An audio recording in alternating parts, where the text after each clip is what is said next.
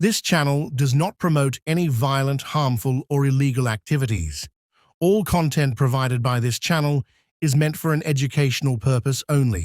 নোটিফিকেশনটা গভর্নমেন্ট দিয়েছে সেটা আমি দেখলাম, স্কুল সার্ভিস কমিশনের যে নোটিফিকেশন সেটা সম্পূর্ণ একটা নিউ রিক্রুটমেন্ট রুল অনুযায়ী এই নোটিফিকেশন হয়েছে এবং যে 2016-এর যে রিক্রুটমেন্ট রুল ছিল সেটাকে সম্পূর্ণভাবে চেঞ্জ করে দেওয়া হয়েছে।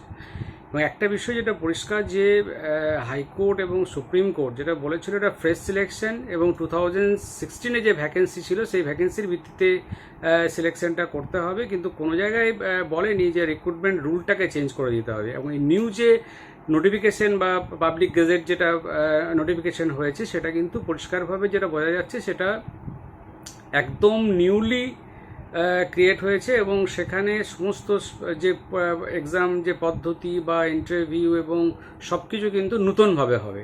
তাহলে 2016-এ যারা তাদের ক্ষেত্রে যেটা একটা এক্সট্রা যেটা দেখা যাচ্ছে যে তাদের একটা এজ রিল্যাক্সেশন হয়েছে এবং একটা টিচিং এক্সপিরিয়েন্স ক্ষেত্রে একটা নাম্বারের মার্কস তাদেরকে দেওয়া হবে এটা বলা হয়েছে। সেক্ষেত্রে দেখা যাচ্ছে যে যারা এখানে টেন্টেড ক্যান্ডিডেট আনটেন্টেড ক্যান্ডিডেট বিষয়টা ছিল এবং যারা 2016-এ অ্যাপিয়ার করেছিল এবং নিউ যারা অ্যাপিয়ার করছে এবং তাদের মধ্যে কোনোভাবে কিন্তু সেগুলো কোনো আলাদাভাবে কিছু বলা নেই। তো সেক্ষেত্রে যে এই যে রিক্রুটমেন্ট রুল এটা কমপ্লিটলি নিউ রিক্রুটমেন্ট রুলস এবং সুপ্রিম কোর্ট এবং হাইকোর্টে যে অবজারভেশন ছিল যে 2016-এর যে সিলেকশন প্রসেসটা ক্যান্সেল হয়ে গেল সেই সিলেকশন প্রসেসটা ফ্রেশভাবে করার জন্য এবং যেখানে সেই টাইমে যে ভ্যাকেন্সি ছিল সেই ভ্যাকেন্সির উপরে ক্ষেত্রে করতে হবে।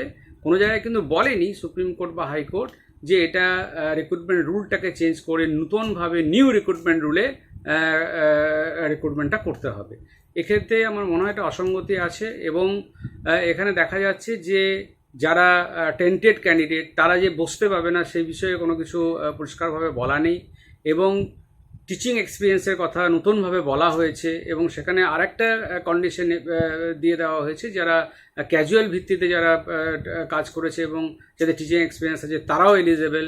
তাহলে সেক্ষেত্রে এক্সট্রা বেনিফিট তাহলে যারা আনটেন্ডেড টিচার তাদের কি দেওয়া হলো এবং সেক্ষেত্রে কিন্তু দেখা যাচ্ছে যে এই যে রিক্রুটমেন্ট রুল এটা কমপ্লিটলি একদম নিউ রিক্রুটমেন্ট রুল এবং সেখানে 2016-এর সাথে এর কোনো রকম সম্পর্ক নেই।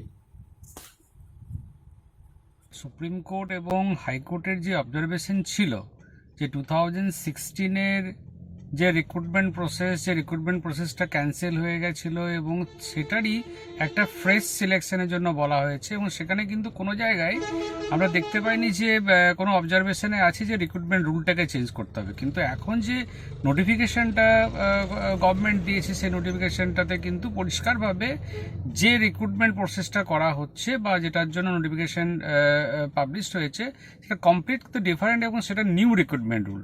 তাহলে এখানে আমরা একটা জিনিস আমরা পরিষ্কার যে 2016-এর যে রিক্রুটমেন্ট প্রসেস ছিল এইটা কিন্তু একদম কমপ্লিট ডিফারেন্ট সিলেকশন প্রসেস। 2016-এর সিলেকশন প্রসেসের সঙ্গে তার কিন্তু কোনো রকম কোনো মিল নেই। এটা একটা দিক। আরেকটা দিক যেটা হচ্ছে যে 2016-এ যারা পার্টিসিপেট করেছিল তাদের জন্য আলাদা যে ফেসিলিটি বা তারা যে আলাদা সুযোগ সুবিধা পাবে শুধুমাত্র এখানে এজ রিল্যাক্সেশন। আরেকটা জিনিস যেটা বলা হয়েছে সেটা হচ্ছে যে যারা কোনো জায়গায় চাকরি করেছে বা যাদের এক্সপিরিয়েন্স আছে টিচিং এক্সপিরিয়েন্স তারা কিন্তু এই সুবিধাটা পাবে এবং তাদের একটা এক্সট্রা নাম্বার তারা পাবে। এবং সেখানে আরেকটা জিনিস ইনক্লুড করে দেওয়া হয়েছে যে শুধুমাত্র সরকারি যারা শিক্ষক ছিল বা সরকারি স্কুল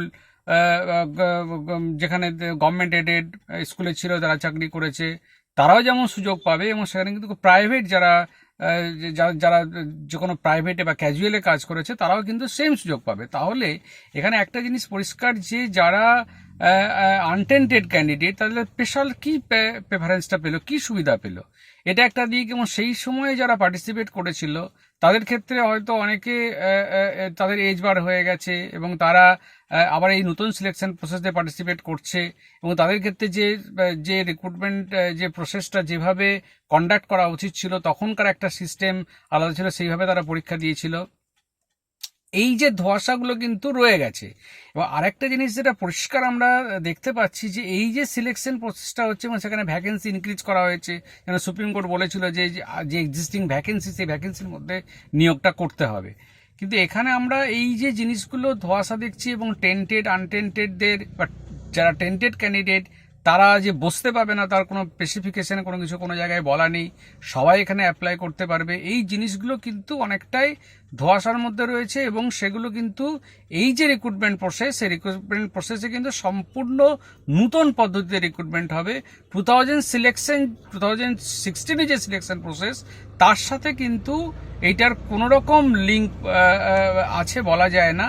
এই সিলেকশন প্রসেসটা কমপ্লিটলি নিউ সিলেকশন প্রসেস এবং এখানে সবাই পার্টিসিপেট করতে পারবে। এবং সেক্ষেত্রে যাদের চাকরি চলে গেছে, যারা সেই টাইমে সাকসেসফুলি এমপ্যানেল ছিল, তাদের ক্ষেত্রে কিন্তু স্পেশালভাবে সেরকম কিছু সুবিধা আমরা দেখতে পাচ্ছি না। এবং সুপ্রিম কোর্টের অবজারভেশন এবং হাইকোর্টের যে অবজারভেশন আছে সেই অবজারভেশনকে না মেনে রাজ্য সরকার কিন্তু নিজের মতো করে রিক্রুটমেন্ট প্রসেস স্টার্ট করছে এবং রিক্রুটমেন্ট রুলটা নতুনভাবে তারা তৈরি করেছে। এইটার ক্লারিফিকেশন হওয়া দরকার, কারণ সুপ্রিম কোর্ট এবং হাইকোর্ট কিন্তু বলেছিল যে 2016 যে সিলেকশন প্রসেস সেটাই ফ্রেশভাবে করতে, রিক্রুটমেন্ট রুলকে কখনো চেঞ্জ করতে বলেনি।